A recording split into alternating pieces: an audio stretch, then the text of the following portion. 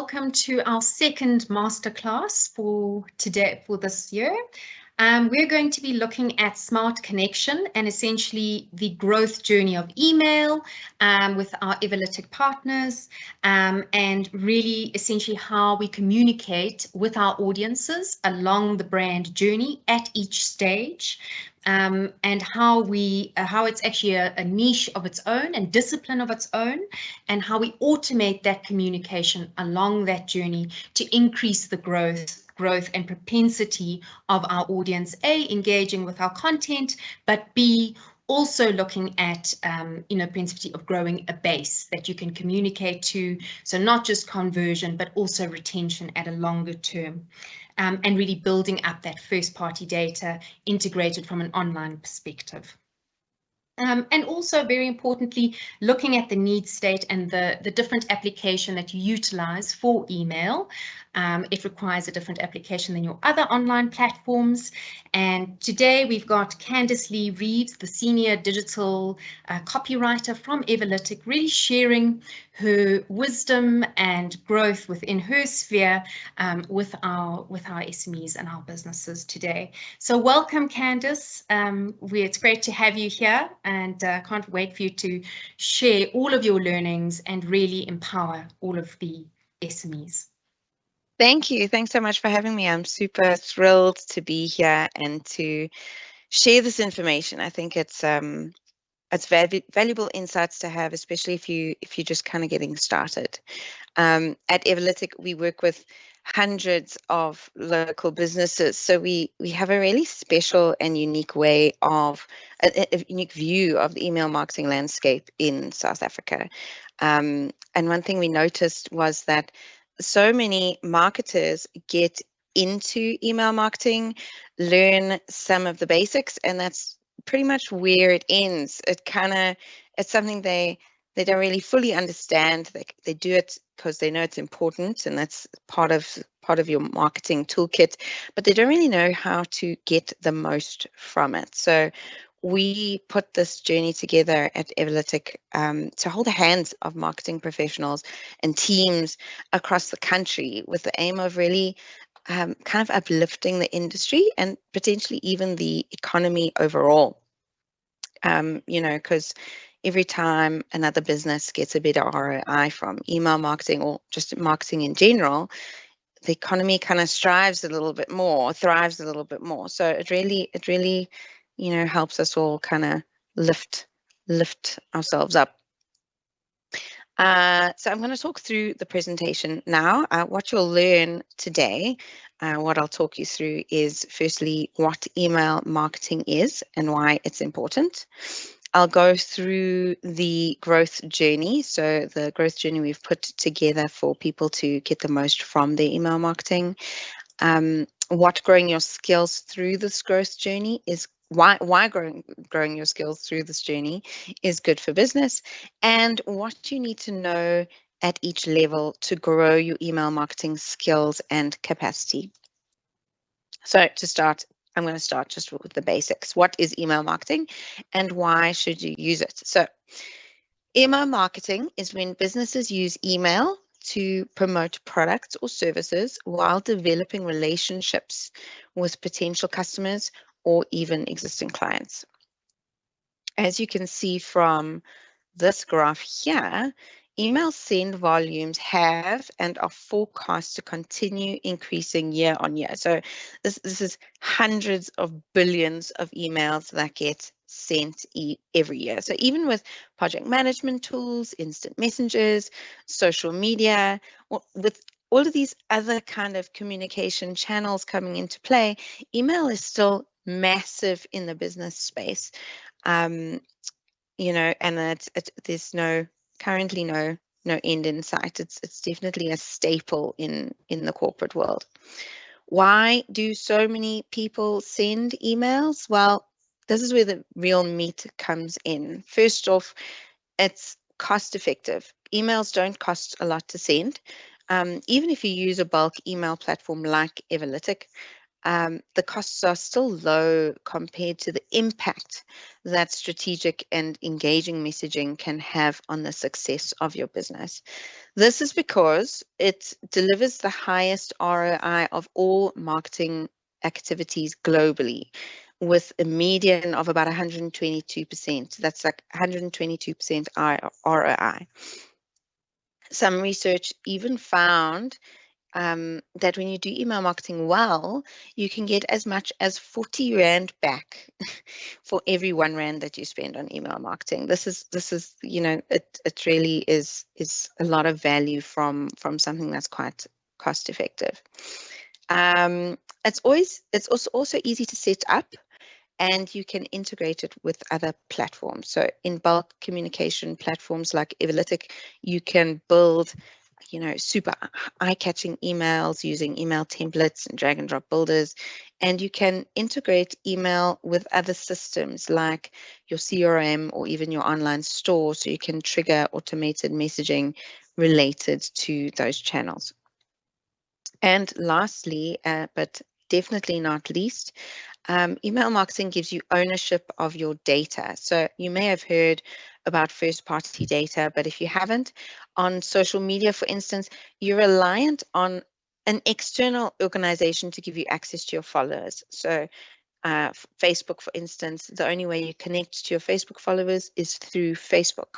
Outside of these platforms, you wouldn't know how to engage with them. There's no channel other than Facebook itself. This keeps you very dependent on that platform. And this becomes an issue when those platforms go down or their rules change. But with email marketing, subscribers share their contact data with you directly. This means that no matter what happens on social media or any other platform that you use to connect with your audience, you'll still be able to email the people who want to engage with you and your content. Okay, onto the growth journey. This is a basic view of the 3 levels of the growth journey that we've put together. So you have a kind of roadmap to grow the email marketing skills and capacity in your team, or just even if you're a one-man band, it's something that you can use, as you develop. This is essentially the ideal growth trajectory of anyone using email for both marketing and as a general customer experience tool within your business. So it's not just marketing, it's communication across the entire customer experience. It starts with bulk communicator at level 1. This is when you create and distribute bulk emails. So you need a platform that helps you grow and manage your database easily and compliantly with the tools to create, send, and schedule your messaging. Once you've kind of mastered and gotten the hang of this level, you progress to message personalizer at level 2. This is when you're familiar with bulk email and are exploring personalization. You're interested in segmenting your lists, tagging contacts with group-related info. So I'll go into more. Don't panic if you don't understand some of this terminology. I'll explain a little bit more when I get to that just now. And then customizing messaging using personalization tags and dynamic content. And lastly, level 3, this is when you are a communication automator. You're an advanced email marketer who's familiar with personalization, and you see the value of maximizing it across the full customer lifecycle, like I mentioned, via things like automated journeys and potentially even transactional messaging. Okay, I'm going to break it down for you so it's a little bit easier to consume. That's just the whole journey. Now I'm going to start with level 1, a bulk communicator. A bulk communicator is roughly where everyone starts. So I imagine most SMEs will probably be at this level. It's when you create and distribute bulk emails, providing the same kind of email experience for everyone on your database. You don't follow any particular journey, so you don't send an email series of sorts. You don't say, email one you get, and then after a delay, they get a second email and a third email. It's not like a journey. It's one email at a time. It's not integrated with any other platform. It isn't triggered automatically. You just send out a bulk email when you need to. If you are on this level, you need to know the fundamentals of email marketing to help you manage your database compliantly so you don't get fined by the regulator. This is where you would understand data privacy laws like POPIA and that kind of thing. You would need to learn about how to create and send messaging that is eye-catching and engaging, using things like email design, copywriting techniques, even a little bit of psychology in the mix to get more people to open and click through on your emails, as well as tracking basic email engagement. So you know what works, what doesn't, and when you need to adapt your strategy. So these kind of metrics would be delivery stats. So it's one thing sending an email, but do you know if that email was even delivered? Did the recipient even get it? Did they open the email? Did they click on it? How effective is your subject line to get people to open? Is the content engaging enough to get people to click? This kind of stuff is really valuable. We just as a side note, every couple of years, Everlytic releases our benchmarks report where we track and analyze the data from the billions of emails our clients send within South Africa over those years, and we get the averages to see what is the average on two levels across the board in South Africa. So what's the average delivery rate, open rate, click rate, and subscribe rate, but also by industry. So if you're, say, in the retail and e-commerce space, you could look at that report. It's on our website. If you want to know, I can share more information a little bit later. It's on our marketing guides page.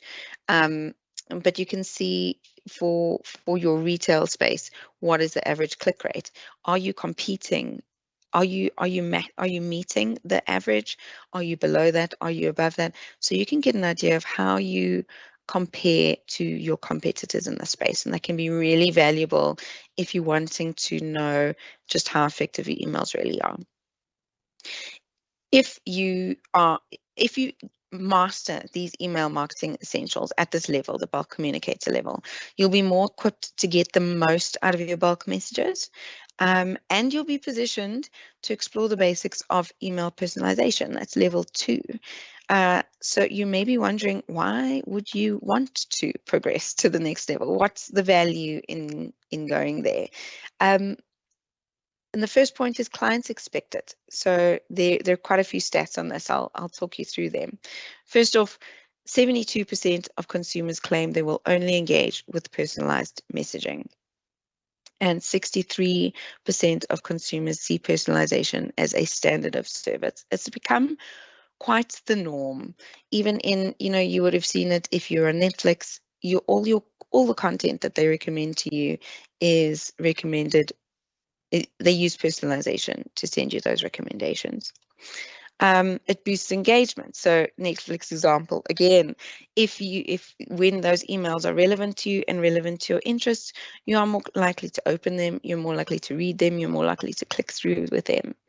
Stats show that 74% of marketers said that targeted messaging and personalization of emails improves customer engagement rates.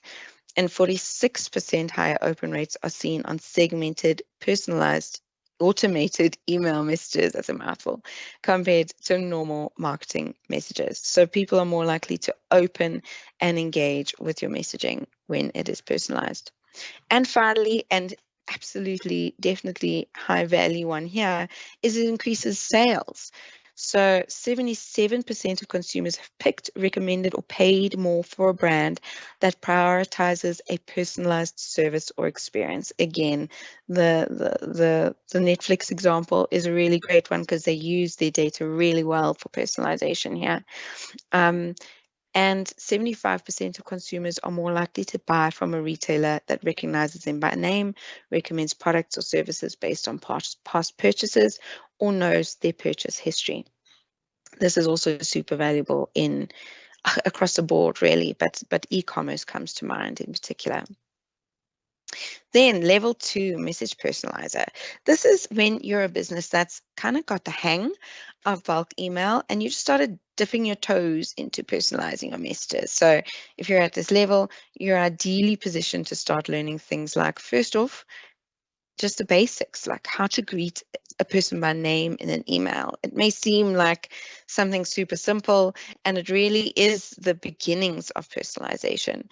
But when you're in a crowded room, you're at a party or somewhere or something, people are talking all around you. Somebody doesn't have to be next to you. It's just like over there, calls your name.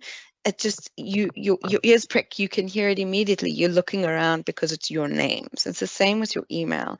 When you put a person's name in the email, they're immediately a little bit more engaged than they would have been if it was just hi client or hi there or esteemed customer or something like that.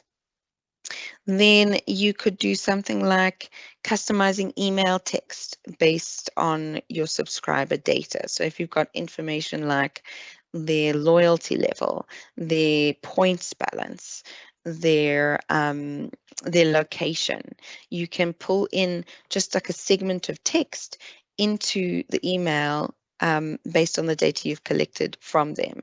And that enables you to send an email that's relevant to them without needing to customize every single email that you send. You send one and it automatically pulls the data in and sends it out to them, and it's relevant to them. You can also A/B test 2 versions of an email to see if different elements of your email impact how people engage with them. So you could test 2 different subject lines. So basically what email A/B testing is you send 2 different versions of your email to 2 small segments of your database. So not the whole database, just like little sections of it. And you test to see which one gets the most of whatever you want, whether it's clicks or opens, you can track that. And you can test 2 different things. You can test your subject line. You could test things like your email content.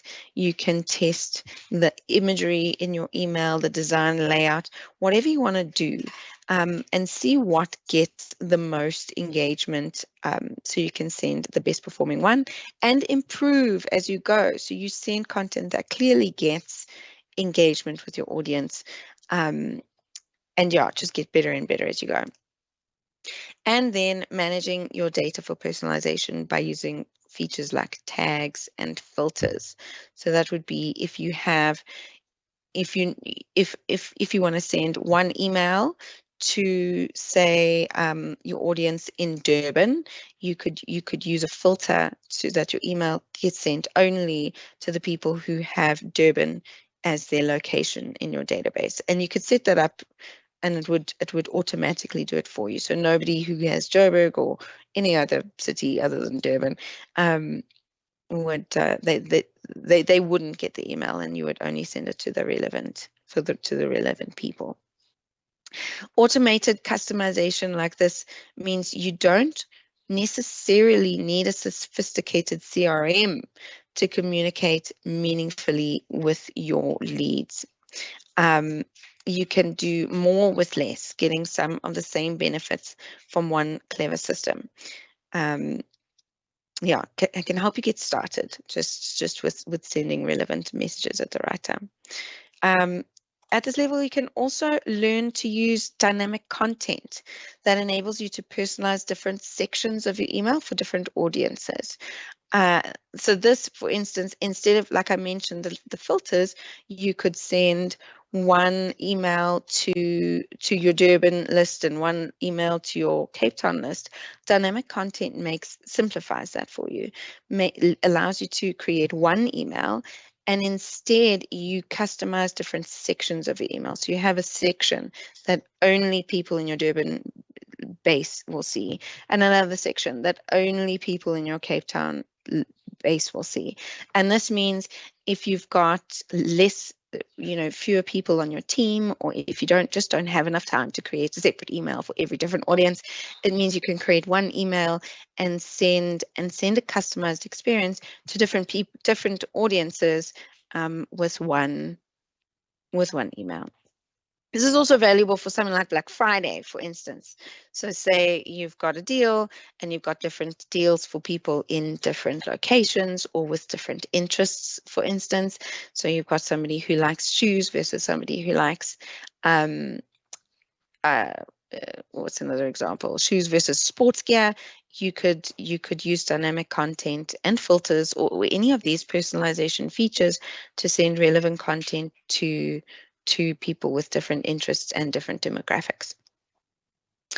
When you're confident at this level of personalization, and again, I want to stress that this is something that anyone can do. You don't necessarily need a big team to be able to put this kind of thing together, to be able to work with this.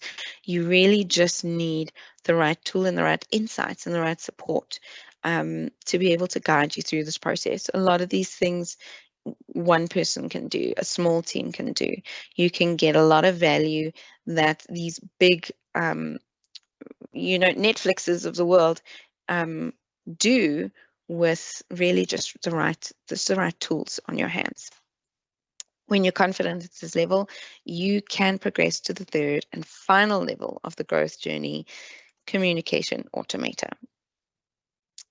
Why progress to automating your communication? So another sort of slide for the stats. So just to let you know, businesses that use automation like this have seen 90% higher retention rates, increases in sales productivity, higher open rates on their emails, increased conversions, reduced marketing overheads, and higher click-through rates. And I think it makes sense because the more you can automate, the less you actually manually have to do, and the more you get that one-on-one personalized experience without you actually having to manually do it yourself. You kind of switch on, you set it all up, and it runs in the background for you, personalizing the customer experience, giving them what they need when they need it, while you get to focus on all the other stuff that you need to do that's also super important to running a business. Once you're an advanced communication automator, you can start automating entire communication journeys within your business as well. So across the board, so not just marketing, across the entire experience. And this saves time, resources, and consistently improves efficiencies in your business, all while boosting client retention. Like I said, thanks to the personalized experience you've provided in your messaging. Okay, level 3, a communication automator. So this is the final level. Once you've really got the best of it, you've made the most of all your bulk messaging and your personalization, is an advanced email marketing professional who's dabbled in personalization enough to see the value in using automated journeys to hyper-personalize the broader customer experience.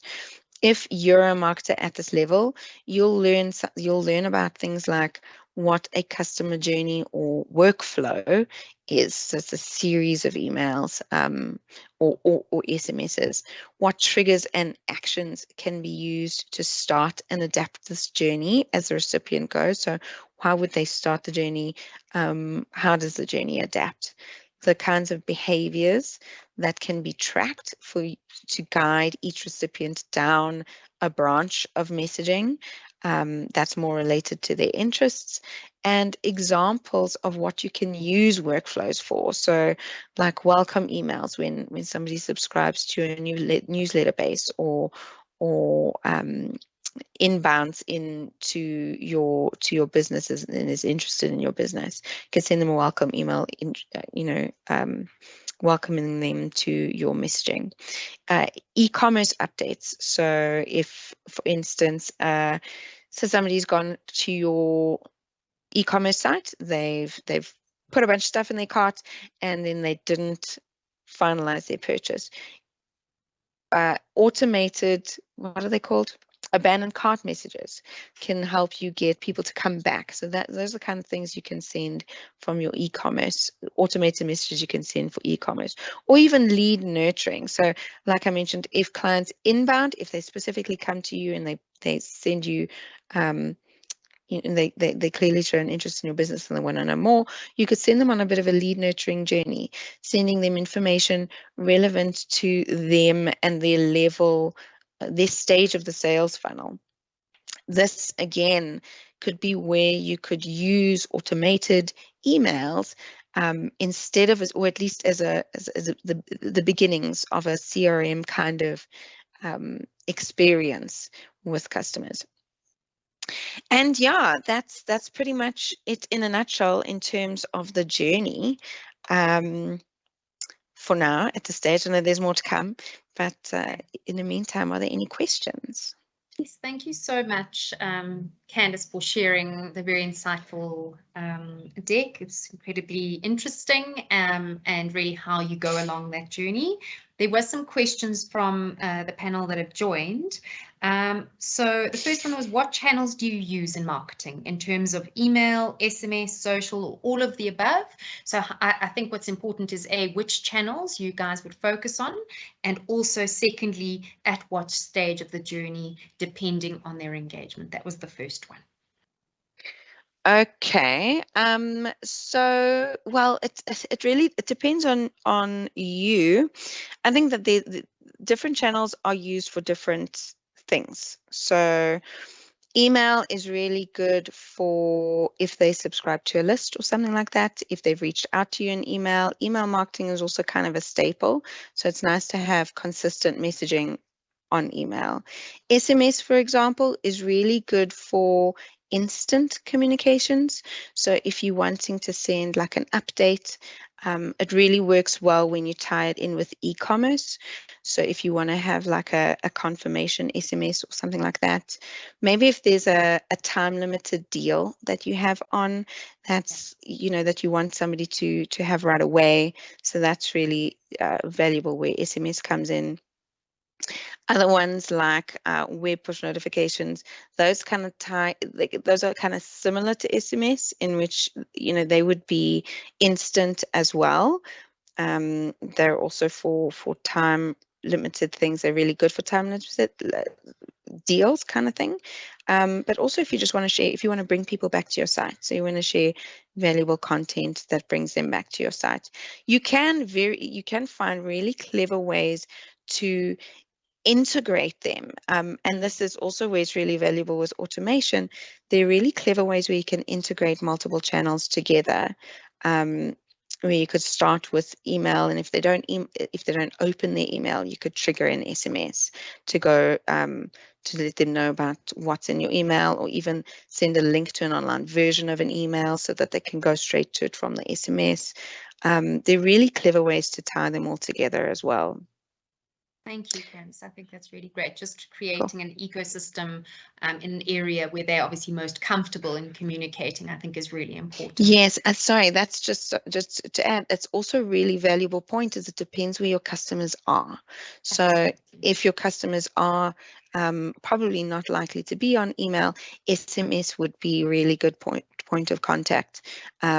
You know, so customer analysis, audience analysis would be really, really important there too. And imperative to overlay as well as understanding who you're speaking to within those segments. Definitely. Thank you, Candice. And then just a couple of questions just from our side. So why is the growth journey so useful to SMEs? I think you touched on it, but if we can just expand a little bit on that. Sure. So I think so like I mentioned earlier, I think a lot of marketers, you know, email is just one of the tools that they use in marketing, and there's so many elements of marketing. Email is just one of them, and it kind of just gets thrown in the mix, right? A lot of marketers don't get, you know, don't understand the in-depth detail involved in getting the most out of your email marketing. And I think that a lot of people try it and they don't really get a lot of traction and don't really see what the value, because they don't really know how to make it better. And it's just a tick box, really, Candice. It's about creating more of a meaningful experience, which you were alluding to earlier as well. Yeah, you can create a more meaningful experience and hold people's hands along the journey, and get so much more from it. And then just if you look at email marketing level 1, so say I'm just starting out, what would your first port of call be if I'm starting out and really need to go on this journey with yourselves and really upskill myself, as an example, what we're doing today, but what would be your first sort of starting point, sort of level 1? I'm just starting out, I've never done it, or I have done it, but not really well. What would your suggestion be? Okay, so there are 3 main areas to focus on level 1. The first one is database, growing a database, and staying data privacy compliant. So understanding that buying email lists, for instance, is firstly illegal in some contexts. In most contexts, there are few, but I'm not even going to go there because it's such a finicky space and I'm not a legal expert. So buying email lists is very often a bad idea for 2 reasons. Firstly, it's really bad for your engagement. So people are not going to, when you send them spam or unsolicited email, they're not likely to engage with it. They're not, and they're likely to mark you as spam, which comes to the second point. That's going to impact your email deliverability, which means your emails are more likely to go to spam in future. So people are not going to see your emails. It's also super really engaging. When people sign up for your messaging, they are more likely to read your messaging. They're more likely to get value from it and that kind of thing. But also things like email design and copywriting. So how do you write a good subject line? What design element? How many images should you have in an email? These kinds of things are really, really valuable. And again, like I mentioned, the metrics. So understanding, is your email getting clicked on? Is it getting opened? Is it getting delivered? That kind of stuff is really valuable when you're getting started. But I would start with growing your email database and compliantly, and designing and writing engaging email content. Thank you so much. Sure. And then sort of managing your database correctly is really how to keep it clean and deduped and all of those ideals which we know can create issues along the line. What would be your suggestion in terms of once you've got your infrastructure set up, what would you do in terms of ensuring that database is, people who have unsubscribed or, as you said, they opted in, but looking for specific content. So what would be the layers or roadmap that you would take to really manage that database? There are a few different ways you can do this. So it's important to track. So this is where metrics can come into play, is, for instance, tracking your engagement. So if you can see that you're getting high engagement on your email list, it seems to be a healthy email list. If your engagement seems to be kind of dwindling and you start seeing that there's certain people in your list who haven't actually opened one of your emails in the last year, then you may want to go through and send them a re-engagement campaign or an email saying, something that's likely to get them engaged again, or update your preferences kind of campaign to get them to sort of come back and give you more information about them, their interests, or even just show that they're more engaged.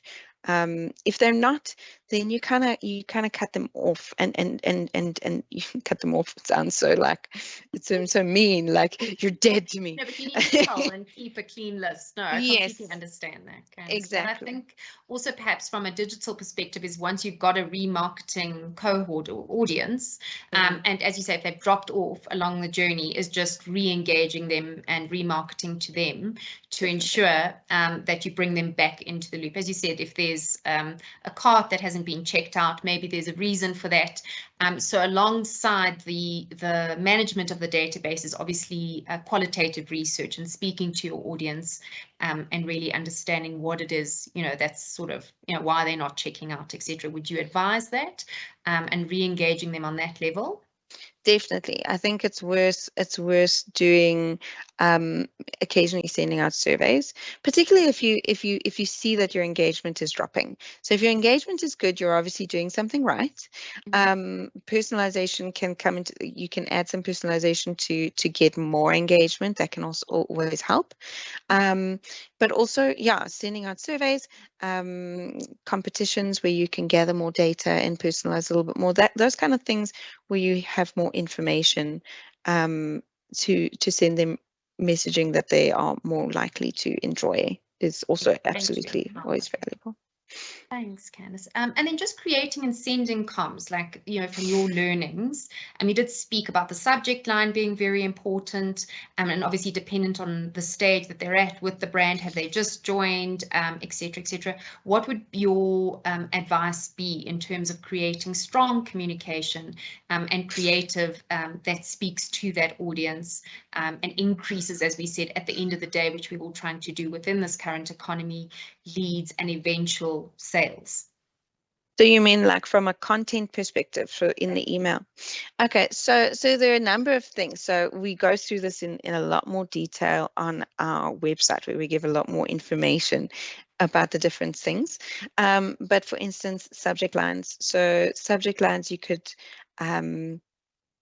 having a little bit of a teaser in the subject. There's a lot of psychology involved in the copy side of things. So having a little bit of teaser, leaving them maybe on a little bit of a lurch, like, what's to come. Adding a bit of personalization in the subject line can be valuable to getting people to click through, to actually open.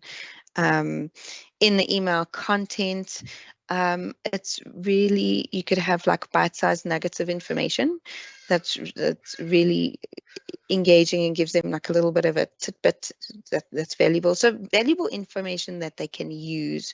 That's really helps a lot. So not just sales, because these days it's just not, people don't engage with being sold to. They really want to get as much value as possible from your messaging. So it's really about adding a lot of value to the reader, giving them information that they can use. And then there's so many tips, clever things with calls to action, with using action words, like strong emotive words, action words like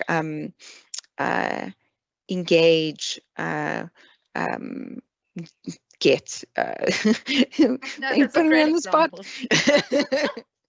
No, I don't want to put you on the spot. I just wanted to sort of understand, as we're guiding everyone through best practice, because as we say, it's a totally different area to the other digital platforms, and the treatment that it requires is very content and communication centric, right? I mean, across the board, you want to be able to speak to the audience, not at the audience. So good points and good tips. Thank you so much, Candice.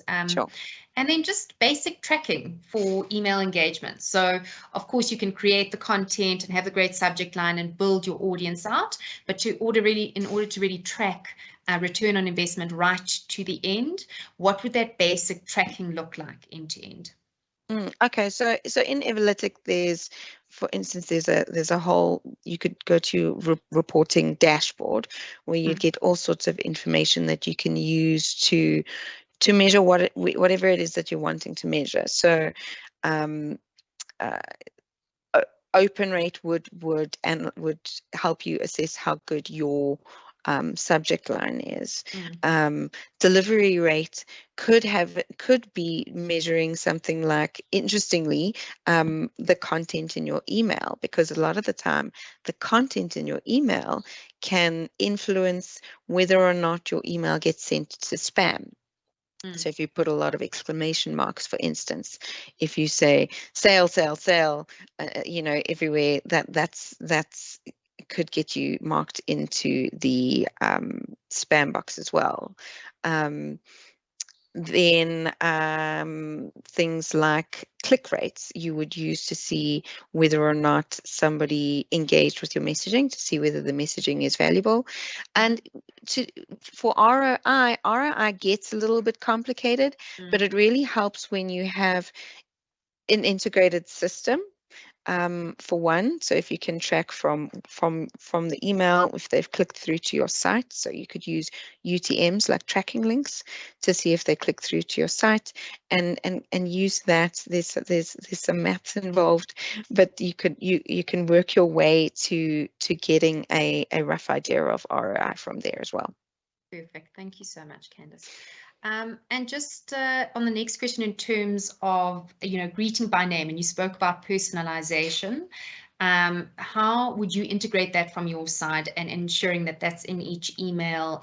Because it was a really valuable point, is the personalization, but really how you customize the email text and how you greet them by name for the subscriber. How would you go about that, essentially? That's something called personalization tags that you do, particularly in Everlytic. We use personalization tags. So what it is that you would collect data on your subscribers, and you'd have different fields. So just imagine a spreadsheet.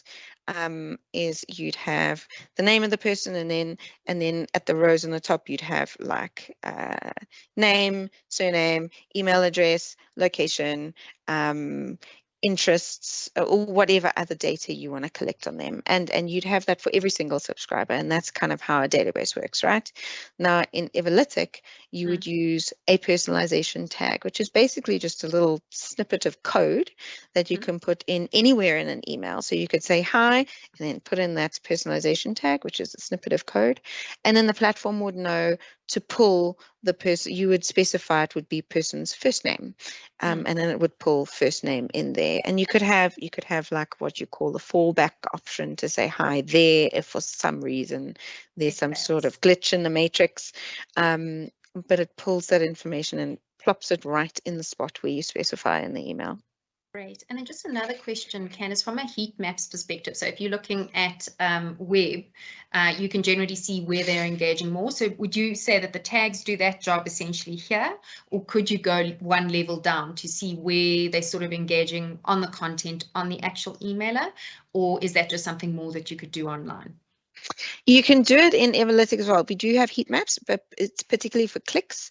So you can see just at a glance where most people are clicking in your email. So that might help you, especially if you've got more than one button, more than one call to action. We normally recommend, sticking to one main call to action. But if maybe you've got a hyperlink text somewhere as well, you might want to see if one works better than the other. Okay, perfect. Now that's really great, because then I think that feeds back into creating more meaningful content, as you alluded to earlier. Awesome. Then in terms of A/B testing, which you chatted about, and I think in our world, we understand what A/B testing really means, but if we sent out 2 mails, say to 2 different or to the same audience, how would you start on that journey to A/B testing and really getting the best insight out of that from your end? Well, first tip I would say is testing one thing at a time. So if you have one completely different email with a different subject line and different content and different everything, you're not going to necessarily know what it was about that email that got more engagement. So one thing at a time. So if I would recommend, if you want to see, if you're testing out subject lines, for instance, I would start with just having the subject line, have everything else in the email the same, and testing out the subject line. And then, or maybe doing the email header image or whatever. So that would be my main tip. And then just playing, I guess, depending on what you want to achieve. Okay, perfect. And Candice, how long would you do an A/B test for? So like you do frequency of send, which was something else that I wanted to ask, but in terms of testing that, so you'd have your first run and then maybe your second run with a different subject line.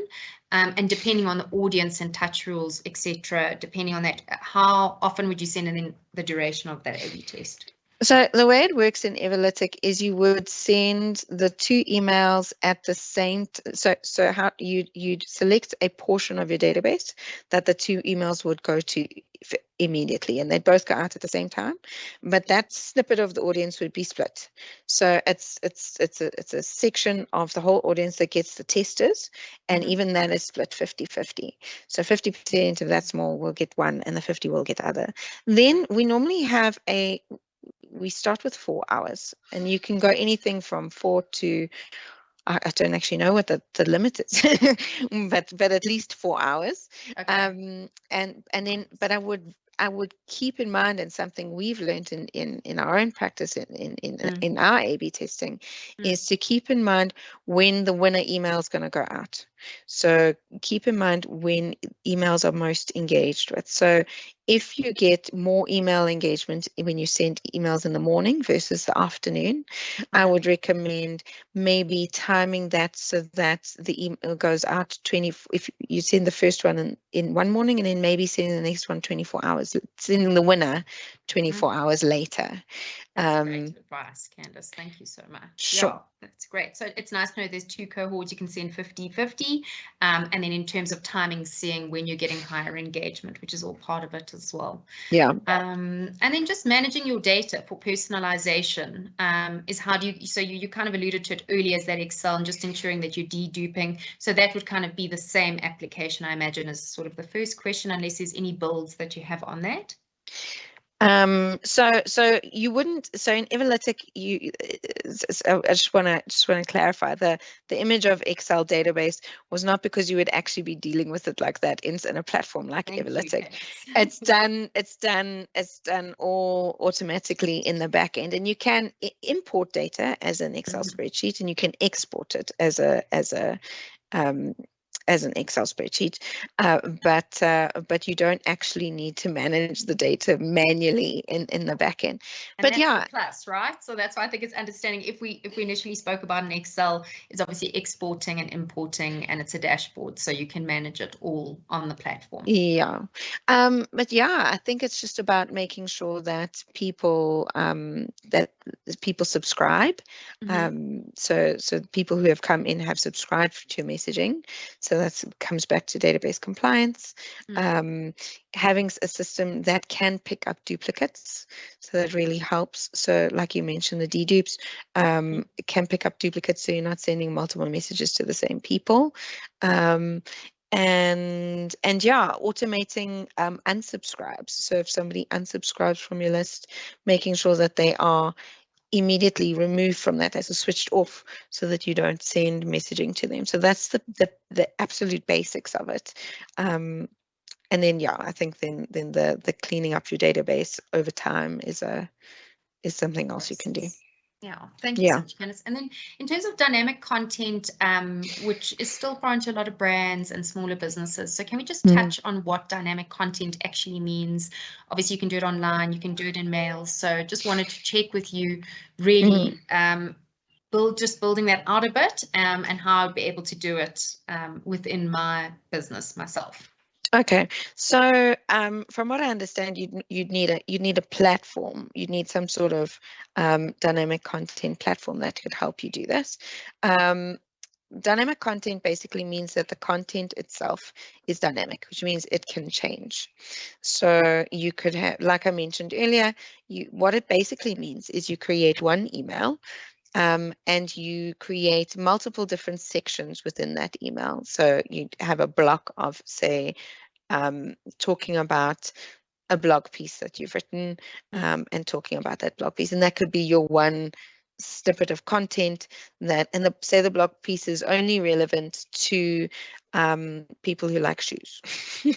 And then you could program it, and it sounds scary saying that, but when you have a platform that has all it has all the settings and can guide you through the process, you really just basically say, you basically use your data to say that you only want this section of content to go to people in your database that have this in this field. So for instance, in the interests field, they must have shoes in the interests field, and they will get that section of content.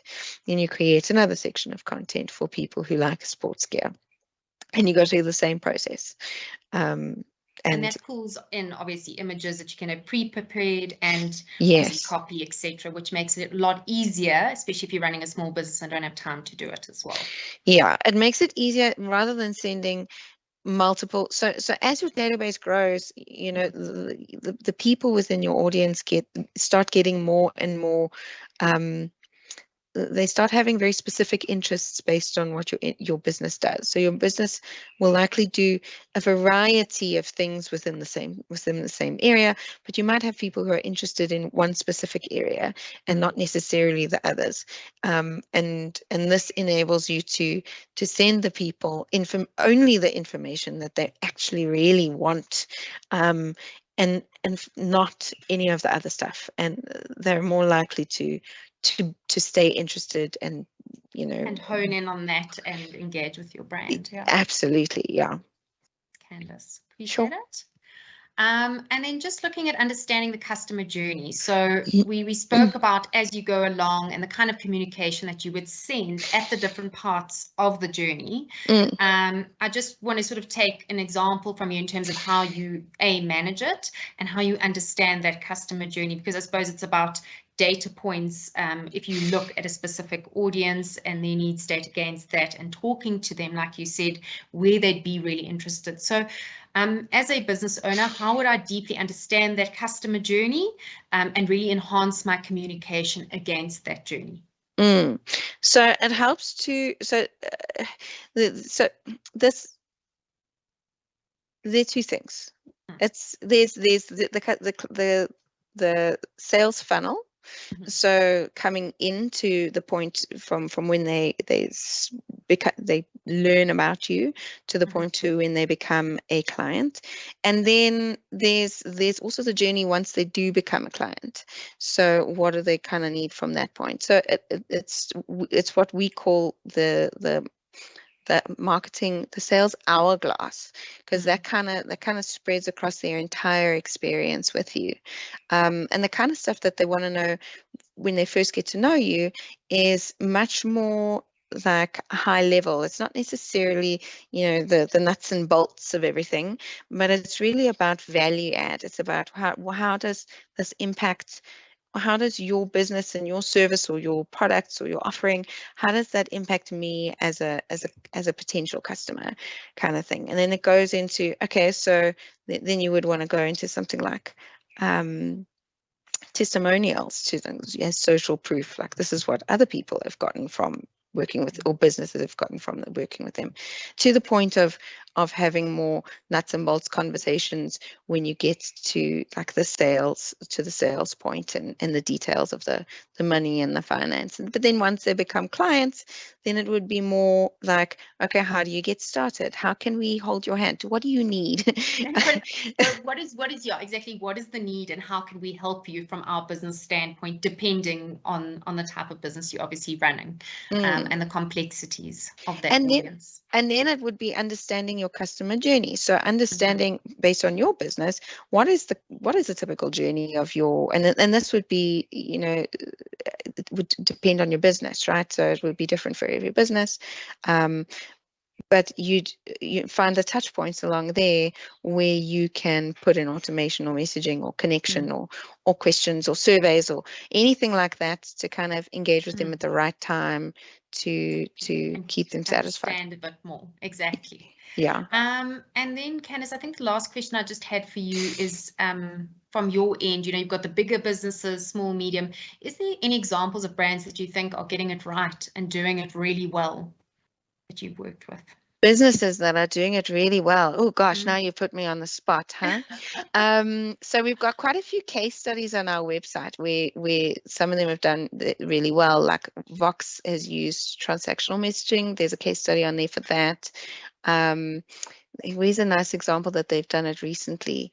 Old Mutual. So Old Mutual recently did a whole birthday journey, and they do really cool automations where they sent out a birthday message to people in their birthday months and invited them to win a prize, and they sent them to a page with a really cool landing page, and got them to update their information. It was actually like an update your profile kind of thing, where they were able to get more data from the recipients, but they also incentivized them with a prize, and they got more engagement because it was on their birthday.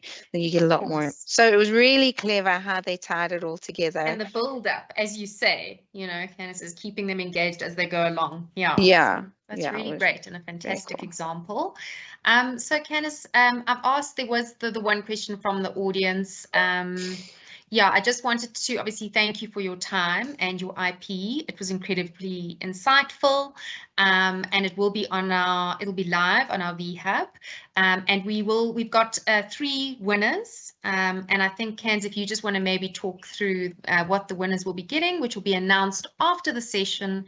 Evaletic will get in contact with them and let you know what you've won. So if you want to go into that, Candice. Cool, sure. Just a quick before I get through that, I just want to quickly have a quick run through about what Evaletic is. So Evaletic is a bulk messaging platform perfect for growing your email marketing capabilities, and if it suits your business, even combining it with other channels like SMS, web push notifications, and voice broadcasting. It offers best in market email delivery thanks to our relationships with the local ISPs and our dedicated email reputation department. It helps you get your emails into the inbox and out of the spam box. The easy email creation with our drag and drop email builder, pre-built email templates, and screen responsive emails. So every email that you send from using our builder is responsive to whatever screen people are reading it on. So if it's on a mobile phone, nobody will need to pinch to zoom or scroll to read the sentence or anything like that. Delivery and engagement reports that give you insight into how your campaigns and messages are performing, so you can improve as you go. So those are the delivery, click rates, and those kind of metrics that help you analyze how well you're doing. POPIA compliant data management, like subscription forms that automatically add people to your lists when they opt in, and subscribe links in the footers of your emails, and automated unsubscribes when people opt out, and personalization and automation features. So these are like the level 2 and 3 features of the growth journey, the things that you would use at those levels of the growth journey, like personalization, tags, dynamic content, segmentation, and that kind of thing. And then drum roll, the 3 winners I was going to do a little drum roll for you. Wait, yay! On the same page. So this is the surprise. We've got 3 lucky winners. I feel like you needed some of those confetti vibes coming out. Yeah, like let's just imagine the sparklers going here. So we have the surprise for you. We've picked 3 people who've joined the presentation to win a free Evaletic account for 3 months. 2 of our winners will be getting the basic package. This is our entry-level package with phone, online, and email support. It's our standard support across the board. Our basic feature set, but so it just excludes email and SMS attachments, so you can't necessarily send attachments on those channels, and then it excludes voice broadcasting and push notifications. So it's basically just email and SMS that you can get on there, just no attachments. Our standard reporting, that's available across the board. Basic automation, which is triggers, autoresponders, and scheduling tools. No, you have no white labeling, so you will have a powered by Evaletic sort of sentence just in your email footer. Reputation management, group training. So every so often you get invited to group training that's across the board. So our support team will guide you through how to use the platform. But you also have full access to our knowledge base, which has in-depth guidance and step-to-step tutorials and things like that on there. And our Everlytic secure service. Now that 3 months package, that's this 4665 is the oh, the word has lost me, but it's the package deal. It does, plus you get 10,000 email credits per month. So that's what 2 of our winners will be getting, and one primary first place winner will be getting our professional package, which is basic plus more. You get the full feature set, so you'll get all of the channels, attachments and everything, full automation capabilities with workflows and multi-channel automation journeys that you can put together, white labeling so you don't have the Powered by Everlytic in the footer, one-on-one training, and obviously that's valued at much more for the full 3-month package. And yeah, very excited about that and what that can do for someone. That is amazing, Ken. So yeah, I hope the lucky winners, that professional package, it looks amazing as well. And yeah, excited. Well, obviously, Everlytics will be in touch and announce the winners and the guys that who joined the masterclass today. There was just 2 more questions. Okay. So if we got a little bit of time, if you can, if we can answer them. Sure, let's go ahead. So the first question is, what is the difference between Everlytic and other platforms like MailChimp, as an example? Okay, so one important difference is we're local. So we are, our support desk is within local times. Our pricing is within rands. We have local relationships with the ISPs. And also as you scale, it become, from what I know, it gets cheaper and cheaper as you scale. So the bigger you get, I know that I'm not sure what I'm allowed to say, but MailChimp I know has a lot of add-ons, so you can start cheaper, but a lot of the add-ons end up costing more for a business. Whereas with Everlytic, a lot of those features come built in, which means that your pricing doesn't necessarily grow as much as you scale as it would with. So it's sort of a long-term game. Yeah, okay. Definitely. And then the second thing is, I think we did touch on it, but this is from Bram de Jager. And sorry, the first one was Nicole Turmer, I think, or Turmer. So from Bram de Jager, with your experience in email marketing, what attracts clients the most when it comes to interaction towards the email? As I said, you did touch on it earlier, but if you maybe just want to go into any other tips or tricks you've got there, Cans. I think the key thing is really, it really comes down to understanding what they want and what they need from you. So what value can you add to their lives? What insights do you have as a business that your client wants from you, and what can you give them to demonstrate your knowledge in this space? But also asking. I think it really comes down to if you are struggling to find, if you're adding value and you're doing all the things and you're giving free value away in your messaging and you're still not necessarily getting engagement, it's worth asking. If you have a relationship where you can just call clients, then maybe if you have relationship managers or anything like that where you deal with clients directly, you can chat to them, or do a survey, do a competition. Yeah, and I think we touched on that earlier, Ken, saying the survey, really getting the feedback from your audience and understanding of your consumer, what it is, how can we build the product better from our side? How can we communicate? What is the requirement? I think that's great. Definitely. And then just another one from Bram de Jager, last one.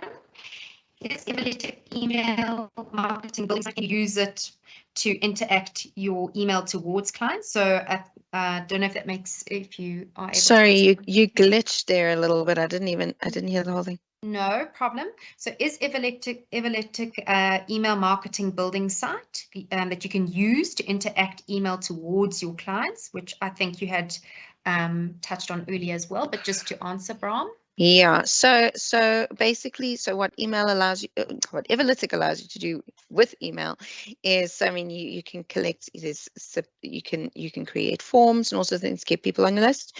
But then when you're creating your email, there's an email builder. It's a drag and drop email builder.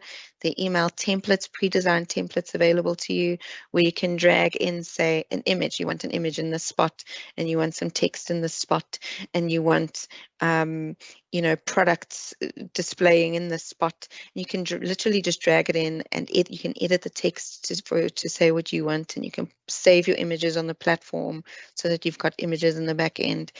And yeah, and then that really, that if that, I hope that helps to answer the question.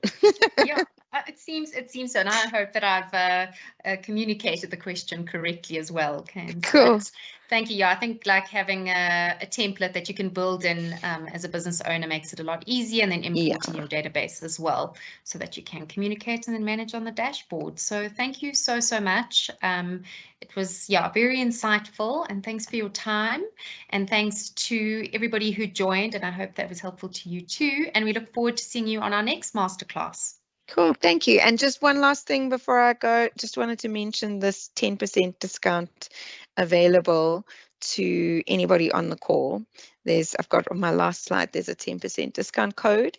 If you send Vodacom-FF to Stephen with a V at everlytic.com, you'll get a 10% discount on your Everlytic platform fee. So even if you didn't win, you still win. So very optimistic. Thanks. Yes, cool. And thank you for your time, and thanks so much, everybody. Thanks so much. Have a nice day. You too. Thanks. Bye. Bye.